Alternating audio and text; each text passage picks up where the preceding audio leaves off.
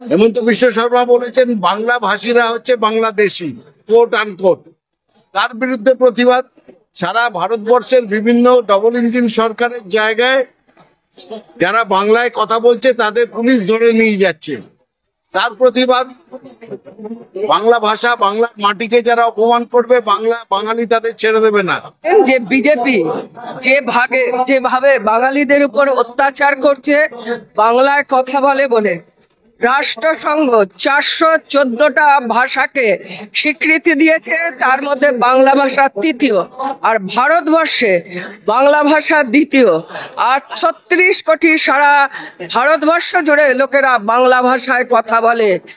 স্বাধীনতা সংগ্রামে যখন অংশগ্রহণ করা হয়েছিল সেই সময় জাতীয় সঙ্গীত এবং সেই সবাই বলা হয়েছিল যে ভারতবাসী, আর ভোট এলেই শুধু জাত আর পাত।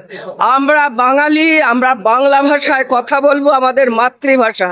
আজকে আমাদের নেত্রী মমতা বন্দ্যোপাধ্যায় রাস্তায় নামবে, সারা বাংলা না সারা ভারতবর্ষ উত্তাল হবে।